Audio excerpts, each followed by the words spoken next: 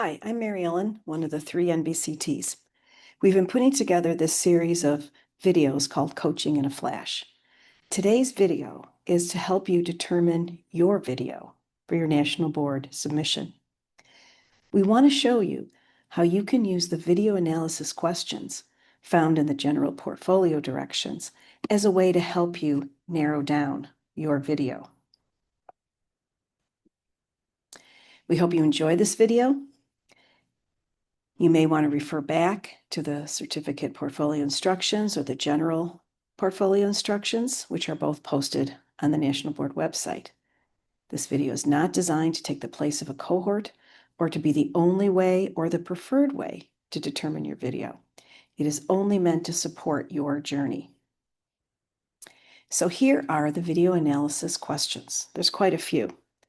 This particular set of questions are found in the general portfolio instructions. Let's just focus in on the first four and see how these can help you start thinking about what you want your video to be. Take a moment and read them.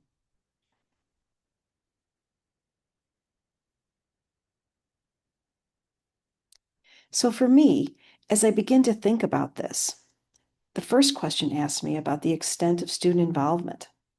It wants to know if the students are participating or just a few, or is it just a few kids doing the same talking? So this might be how I want to plan my lesson. Maybe I want to think of ways that the kids can all be participating, can all be involved. Maybe I want it to be a hands-on activity because I know that usually gets all my kids working. Maybe I want to try think, pair, share as part of the lesson to show how they're all participating. The next question kind of looks at engagement, right? Well, I know for my kids, I know they're engaged when I hear what they're talking about. I know they're engaged when I see where their eyes are looking. So I need to think about what ways can I engage them more in the lesson. This again might come back for my students to more of that hands-on activity. Now, I'm going to do something in writing, I think. So maybe there's something I could do with a sorting activity. I don't know. I got to think about this. The next one's asking about questions I ask and students being able to explain or defend. This might be something that I need to really think through as I plan the lesson, making sure that I'm asking a variety of questions, making sure that I do give them time to explain or defend. Maybe it's something I should also think about doing in my exit slip. Look at that last one. Do I ask the students to compare or evaluate alternative interpretations or strategies? I don't think I do. Maybe that's something I want to think about as I choose my lesson and as I plan it. The next one says, are there opportunities for students to ask questions?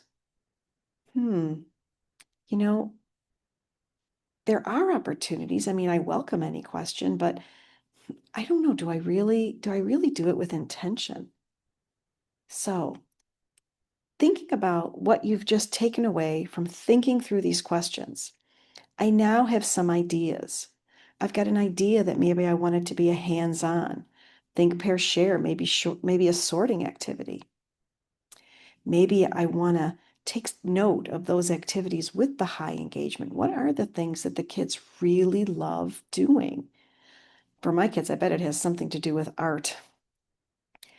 I also need to look at the questions and plan them out. Think about, do I have variety? Am I following up? Am I letting you share? I like this idea of a partner activity, not too big, not too small. This might be a really good way to get those questions, not only coming from me, but coming from the kids.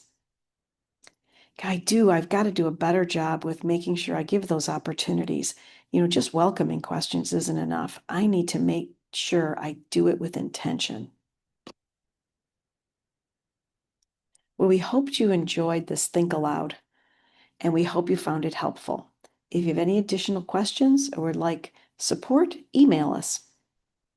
Thank you.